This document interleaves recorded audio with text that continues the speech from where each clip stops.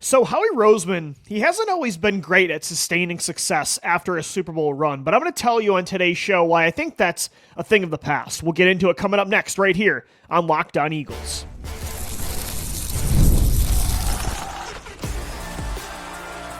You are Locked On Eagles, your daily Philadelphia Eagles podcast, part of the Locked On Podcast Network, your team every day. We thank you so much for making Locked On Eagles your first listen each and every day. I'm your host, Louie DiBiase, joining you on this Thursday edition of the show. The Philadelphia Eagles are now in the thick of things in the offseason, getting ready for the combine, getting ready for free agency. It's almost been 2 weeks already since their Super Bowl 59 victory. Yes, they are reigning champions, but they have a lot of catching up to do, a lot of work to be done to quote-unquote run it back in 2025. And that's been something the Eagles are normally not very good at, running it back after a Super Bowl win or loss. When they get to the championship the following year, it's normally been a disappointment. You can go back to the 80s. Their first Super Bowl appearance against the Raiders the following year, not great. After the 2004 Super Bowl loss to the Patriots, 2005 was a disaster. You look at their 2017 win, 2018, sure, they nearly got back to the NFC Championship, but how did they do it? They had to win 3 straight games just to be the 6th seed in the wild card. Then they needed a double doink, missed field goal in Chicago to win a playoff game, and then almost pulled off a miracle in New Orleans the following week, but couldn't get it done at the end. And then in 2019, similar type of run to win the division. 2020, it all came crashing down. After a 2022 Super Bowl run, 2023 saw the biggest collapse a contender has ever gone through. 10-1 start through 11 games. They lost 6 of their last 7, including the playoff game in Tampa Bay. So running it back has not been something Philadelphia is very good at. And Howie Roseman, he's a really good builder. Like, Howie Roseman is maybe the best builder when it comes to general managers in NFL history, rebuilding a roster, retooling a roster. There's nobody that does it better in the NFL than Howie Roseman. His work from 2016 to 2017 was historic, considering where this team was right after Chip Kelly left. It only took him 2 years to build a Super Bowl champion. What he did from 2020 to 2022 was even more impressive. And then to rebuild, to retool from the collapse of last year, this past offseason, to build another Super Bowl winner, it's the best offseason that he's ever had, and maybe a general manager has ever had. He just did not miss. He is an incredible builder. When the rubble is there, and that's all you have to deal with is just the ashes of a previous era or a previous roster. I've said it on the show before, Howie Roseman is that phoenix that rises through the ashes. But when it comes to sustaining success, the year after a championship run, 2018 through 2020, 2023, it hasn't always been his bread and butter. And look, it's hard. It's really tough to sustain success. Players leave for free agency. They cash in on big contracts. They got their ring. Now they want their payday. Teams are going to try to poach from the Super Bowl winner. When it comes to the coaching staff and the players, guys are going to retire, like a Brandon Graham. Older players are going to decide that's a career. And so it's hard. But Howie Roseman was never really ready for those free agents to leave, for some guys to retire. He didn't have that next wave of talent ready to take over. But I do think it's a thing of the past because Howie Roseman now has that core established. Like, it's okay if Josh Sweat leaves this year. It's okay if Milton Williams goes. It's okay if they lose Mekhi Becton. It's not okay if they lose Zach Bond. But Howie Roseman has established a sustainable core now that's not relying on older veterans like he has in the past. In the past, he was not a great drafter. And so he had to rely a lot of the times on when players aged, when they got older, when they got injured, he had to rely on those short-term, quick-fix free agent signings. And a lot of the times those guys didn't pan out because they got hurt themselves or they didn't fit the culture or they regressed. Like bringing in Malik Jackson and trading for Golden Tate. Like those kind of moves are what the Eagles had to rely on because Howie was not drafting well. And so when guys moved on, they had to double down on that older veteran talent. They had to guarantee Alshon Jeffrey's contract for the future, and then Alshon regressed. That happened all the time. They had to hold on to Jason Peters for a few years, probably too late, because Andre Dillard was a bust. And so Howie Roseman just wasn't great at sustaining success. But now, why I think it's a thing of the past is he has a lot of that core already intact. And it's because he's a much better drafter now. Now, Howie Roseman is one of the best drafters in the NFL. Just look at the run he's been on the last, 3 or 4 draft classes. 2021, he gets Devontae Smith, Landon Dickerson, and Milton Williams. 2022, Jordan Davis, Nakobe Dean. He trades for A.J. Brown, Cam Jurgens. He gets Reed Blankenship as a UFA, or a UDFA. 2023, Jalen Carter, Nolan Smith, Tyler Steen. I still believe in Sidney Brown. This past year, Quinyon Mitchell, Cooper DeJean, Jalix Hunt. I mean, the list goes on. Like, he is an incredible drafter now, and that's why I think this Eagles team will sustain success because, number one, a lot of the work's already been done. The past few draft classes have been incredible. They're set up to be able to replace a lot of these players, and they're so young that they don't have to replace a lot of guys. A lot of guys are locked up long-term because of contracts on offense and because of rookie deals on defense. You're so young on defense. Nobody's going away anytime soon. And on most of the offense, pretty much the entire offense is locked up. Most of the work has been done, unlike it was in the past with those older rosters that had, again, Band-Aid short-term deals. So every year you had to keep flipping things over. But also because if they need to replace Milton Williams through the draft this year, and by the way, what's a loaded defensive tackle class, or if you have to replace Josh Sweat on the edge or Mekhi Becton at right guard, Howie Roseman has proven now over the last 4 years that his draft struggles are a thing of the past. And sure, you're going to miss on picks. You're going to miss on free agent signings like Bryce Huff this year. But Howie has hit more than he's missed over the last 4 years. So now I think you can truly believe and rely on his ability to keep this window open. I think it's a completely different situation than it's been in the past. I don't think this is, after 2017, even after 2022, when that was still an older defense where Hassan Reddick eventually was going to want to get paid, and he only lasted 1 more year. Javon Hargrave cashed in with San Fran. You had TJ Edwards and Kazir White as UFAs, and Chauncey Gardner-Johnson and Marcus Epps. Like, you don't have that much turnover this year. Even if you lose a couple guys like Sweat and Milton Williams, you've got Jalix Hunt waiting in the wings. You've got Jordan Davis and Milton Williams. You have, or I should say, Moro Ijoma. You have a good draft class. You've got Tyler Steen at right guard. You have a good draft class. You have a good talent evaluation staff. And so I do think, yes, it's very hard to sustain success. And Howie Roseman, that has not been his strong suit. He's a builder, not a sustainer. And I think I've said that on the show a lot before. He does his best work when he's backed into a corner, when the roster has been turned to rubble, when he's got a lot of cap space, a lot of draft picks, a lot of wiggle room, and a lot of patience. He normally only takes a year or two to build that team back up to a team that can get all the way to the Super Bowl and win it. He's done that twice now.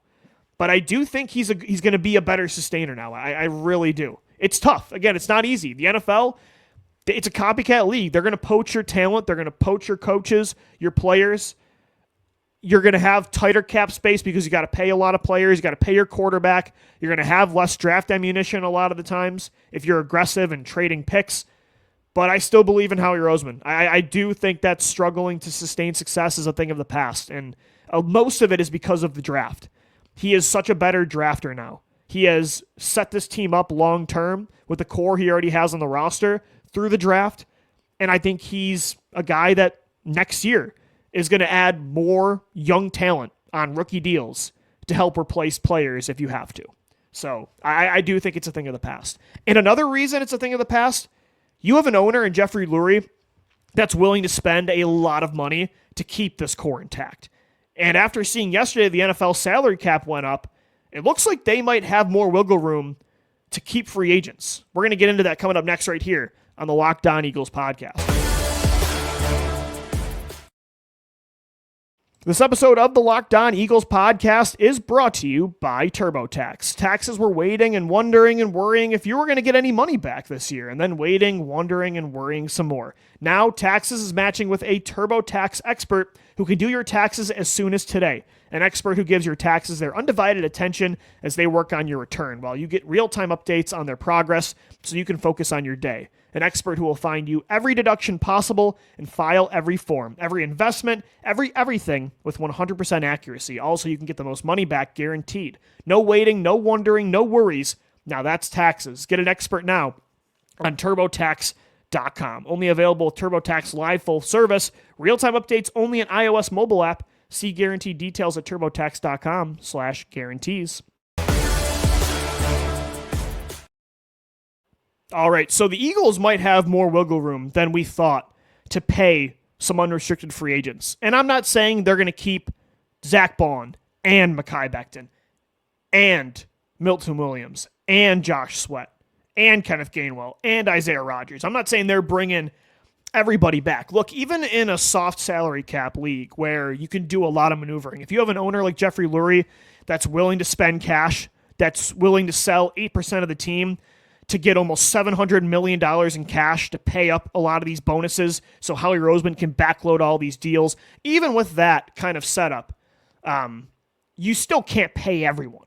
You still can't pay everybody backloaded top 10 deals because eventually that credit does come due. And now if the cap keeps going up like it did this year, and it will eventually as streaming services have more quantifiable numbers and those deals are going to hit, like the NFL is going to cash in on streaming deals, the cap's only going to go up, right? So you can keep kicking the can down the road and extending players. But eventually, you can't pay everybody like this because if some of these signings don't work out, it is really difficult down the road to get out of those contracts unless you extend them. Unless they're players you still want to keep long-term and you keep kicking the can down the road. If you miss on one of those, it's very tough to get out of those contracts by cutting the player, by trading them. There's so much dead money that can come with that. We saw that with the Carson Wentz deal. So you can't pay everyone, but the good news is the salary cap went up again this year. Estimated the Eagles have gained about $7 million in increased salary cap. Estimated now they have around $20 to $25 million in cap space to spend just in 2025. They're 21st in the league right now in cap space, but that does go up. I'm trying to find the specific number. It does look like it went up by... Yeah, so the NFL is expected to be at now $279.5 million.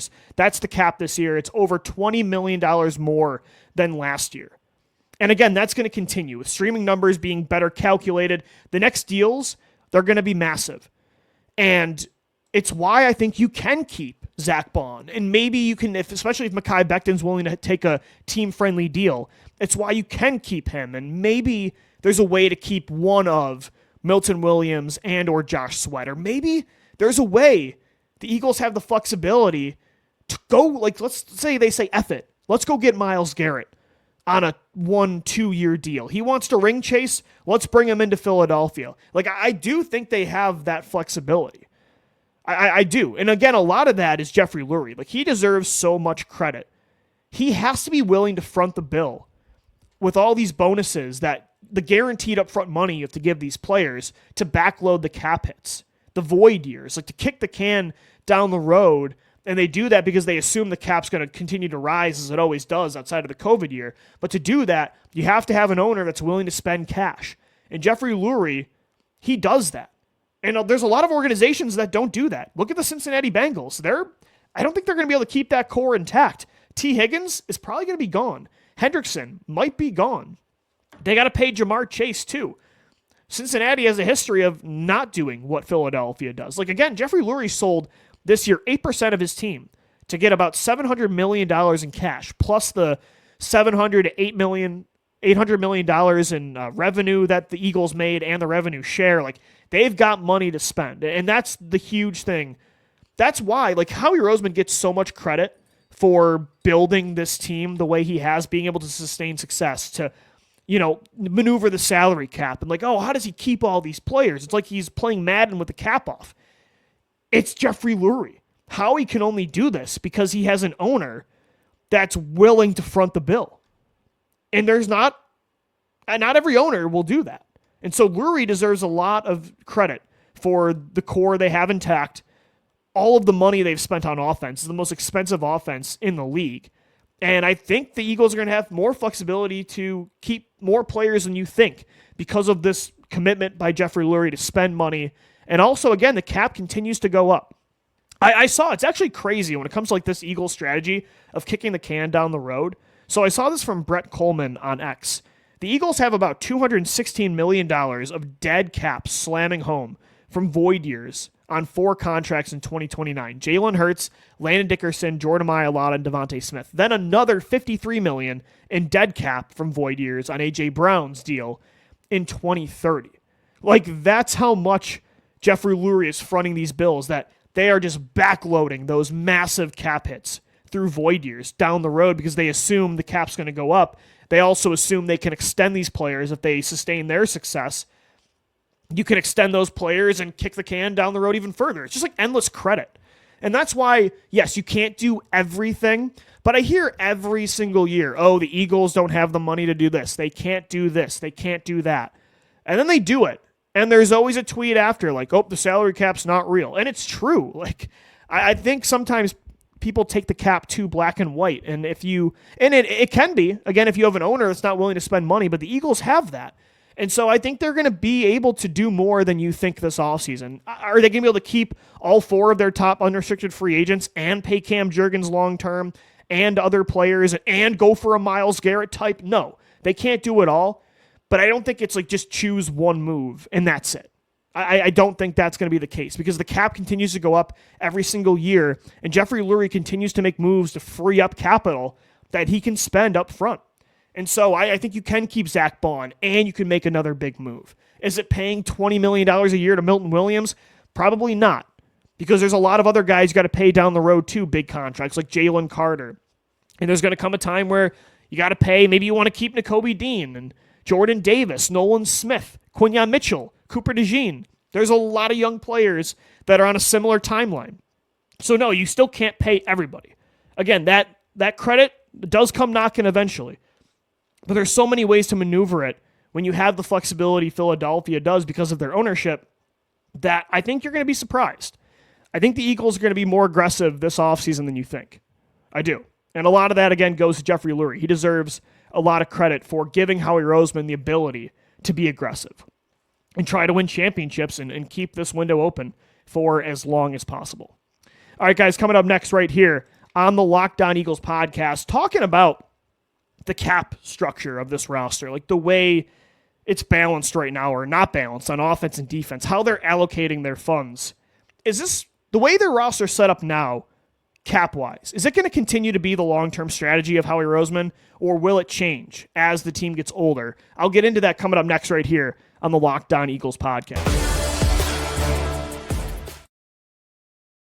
This episode of the Locked On Eagles podcast is brought to you by FanDuel. When the game tips off, the NBA action is just getting started, and there's no better place to get in on it than FanDuel, America's #1 sportsbook. With FanDuel, you can place live bets throughout the game, so even if you missed the opening tip-off or want to bet on a fourth quarter comeback, you can stay in on the action. And if you're looking for a bigger payout, you can even combine your live bets into a same-game parlay. I love using FanDuel's live betting feature. It keeps every moment of the game exciting. Whether I'm backing my team for a late-game rally or picking a player to hit a clutch 3, I never feel like I missed my chance. Plus, the app, it's super easy to use, and when you win, you get paid right away. Right now, new FanDuel customers can get $150 in bonus bets if your first $5 bet wins. Just visit FanDuel.com to join today. That's FanDuel.com for your shot at $150 in bonus bets. Make every moment more with FanDuel, the official sports betting partner of the NBA and the Locked On Podcast Network.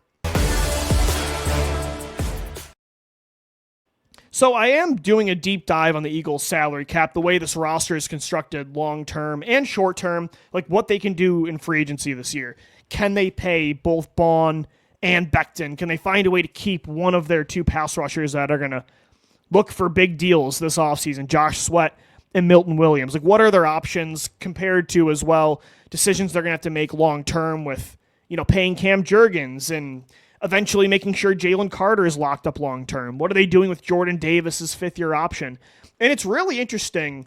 Like, right now, the way the timeline of the offense and the defense is lining up, it's kind of this perfect blend of the offense like Howie Roseman invested so much in the offense around the same time, like top draft pick after top draft pick, at the same time that a lot of these guys are the same age. And so they all kind of grew up together on rookie contracts, and then a lot of them needed new deals at the same time.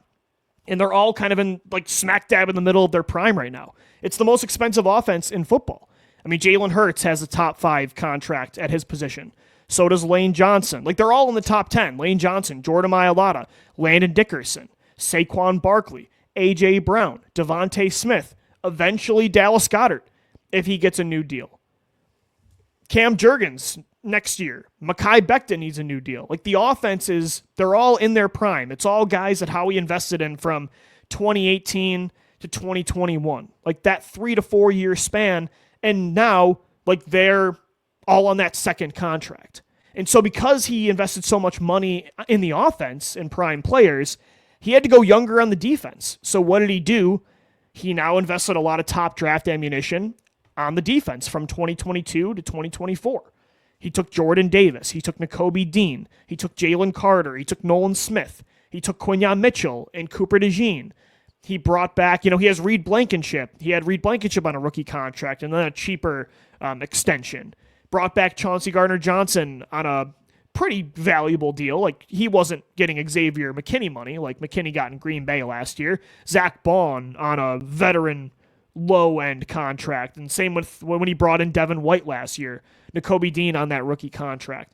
Moro Ijoma as well on that rookie contract. Milton Williams, too. So it just lined up perfectly where he had a lot of top-end rookie contract talent on defense and then a lot of high-paid veteran stars on offense. And I was thinking to myself, like, is that on purpose? Was it just a coincidence? Like, did he build the offense up together at the right time and then the defense up at the right time? Like, was that on purpose? Does he want one unit that's really young and cheap and then the other one that has high-paid stars? I'm curious to see the future of that, like how that does pan out. Does he want an expensive offense always? And then, is he going to let Milton Williams walk and Josh Sweat? And then eventually when it comes time, like, is he going to let Zach Bond go this year? Will he maybe go cheaper at safety? Is he going to keep, like, just trying to roll that over by drafting more and more on defense? Or is it going to balance itself out eventually? Like, as these older players on offense age and the young rookie deal players on defense age, it'll balance out more where he starts paying the corners and the edge rushers like the Quinyon Mitchells, the Jalen Carters, the Nolan Smiths. And then eventually, like, Lane Johnson's going to be gone. And I don't know, eventually you move on from Dallas Goedert and Saquon Barkley, maybe, like, not anytime soon, but Jordan Mailata. Like, eventually, do you kind of have it balance out where you have a lot of money and rookie deals invested in both sides? Like, is it going to be a nice blend on offense of rookie deals and top contracts and on defense? Or is it going to be like, okay, now we're going to pay the defense and go really cheap on offense, like with young talent? I don't think so, because a lot of these players on offense are young too. Like, these aren't prime players that are hitting the age of 30. I mean, look at the age of A.J. Brown and Devontae Smith and, Dallas Goedert's one of the older starters on this football team, and he's not even 30 yet. Or is he? I think he just turned 30. So it's going to be interesting. Again, you can't pay everyone. And I just wonder how long you can keep this core intact this way. So that's going to be something that I'm really fascinated to see, like how it plays out long term. I think it's going to, my prediction is it's going to balance out. Like, you're not going to let, when Jalen Carter needs a new contract, you're going to pay Jalen Carter. I mean, defense, you saw what having an elite defense does. It can literally win you a championship. It can neutralize a top 2 player of all time, in my opinion, in Patrick Mahomes. I mean, they made Mahomes have maybe the worst, I think it was the worst game of his career, even over the 2020 loss to Tampa Bay in the Super Bowl. So, no, I don't think they're just going to say, we're going to let Nolan Smith walk eventually and all this talent and defense. Like, they're going to pay when the time comes. I think they're going to pay Quinyon Mitchell. They're going to pay Cooper DeJean. They're going to pay Carter and Nolan Smith. I think they'll try to get an extension done with Jordan Davis. But to do that, again, you can't have 2 units with everybody on like top 10 average per year contracts at their position. It does have to even out eventually. So I don't know. It's going to be something fascinating to follow. Maybe they will just keep the defense more inexpensive. The good thing is with a lot of the offense eventually, maybe you can do both because, and sorry, the segment's more just thinking out loud, but I think it's interesting. Eventually with the offense, there's all these backloaded deals.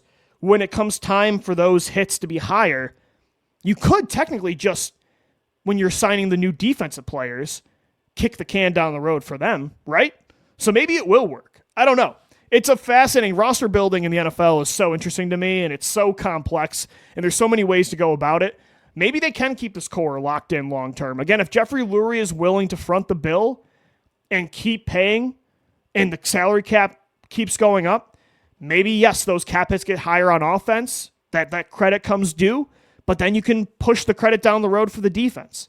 Or maybe they will decide to stay young at a certain unit. I don't know. I think eventually, though, it will have to balance out because this is a special young defense that, as much as this offensive core is special and it's awesome to see how we have them grow up together and now they're all paid and locked up long term and have won you a championship, you also want to make sure this defense that's extremely special and they're growing up together, that they can stay intact too. You don't want to lose this team like the Seahawks lost the Legion of Boom.